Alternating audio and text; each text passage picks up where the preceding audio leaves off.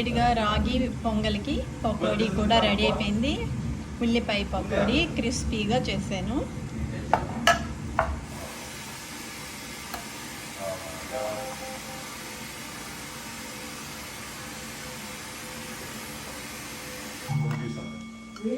పకోడీ, రాగి పొంగల్ శుభ్రంగా కడిగేసాను. 4 గంటలు నానబెట్టానమాట ఈ రాగులు. పెసరపప్పు కూడా 4 గంటలు నానబెట్టాను. ఇప్పుడు దీంతో పొంగల్ చేసి చూపిస్తాను చూడండి. 4 గంటల క్రితం నానబెట్టుకున్న పెసరపప్పు వేస్తున్నాను కుక్కర్లో. 4 గంటల క్రితం నానబెట్టుకున్న రాగులు వేస్తున్నాను ఈ పెసరపప్పులో. ఉడకడానికి 1 కప్పు వాటర్ వేస్తున్నాను. ఇంకొంచెం వాటర్ పడుతుంది. ఇది ఒక 3-4 విజిల్ రావాలన్నమాట. నేను కుక్కర్ పెట్టాక మళ్ళీ మీకు అది ఉడికాక చూపిస్తాను చూడండి. ఇప్పుడు మూత పెట్టి 3 విజిల్స్ వచ్చే వరకు పొంగల్ ఉడకాలి.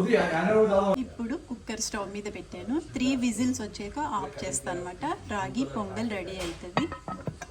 తర్వాత ఏం చేయాలో చూపిస్తాను చూడండి.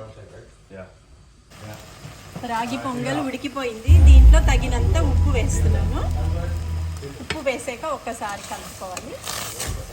చూడండి ఎంత బాగా ఉడికిందో.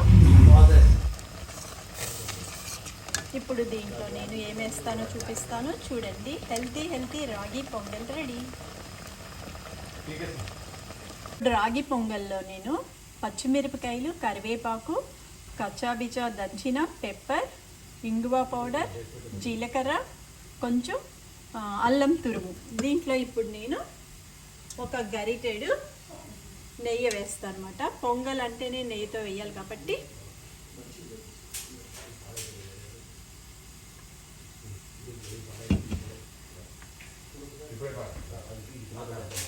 ఇవి శుభ్రంగా వేగాలి. ఒకసారి కలుపుదాం.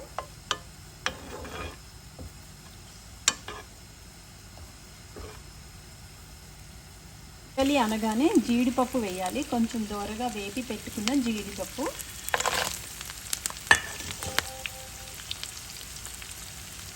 ఇది ఒకసారి ఇట్లా కలిపేసి తాలింపు వేయడమే.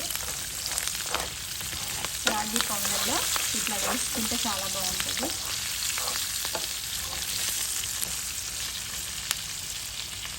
రాగి పొంగల్ రెడీ అయిపోయింది.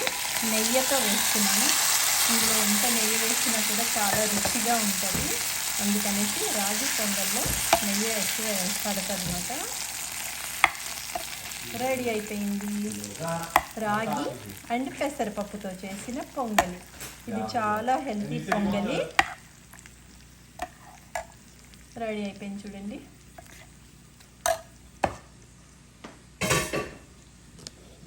ఇప్పుడు వేసుకోండి.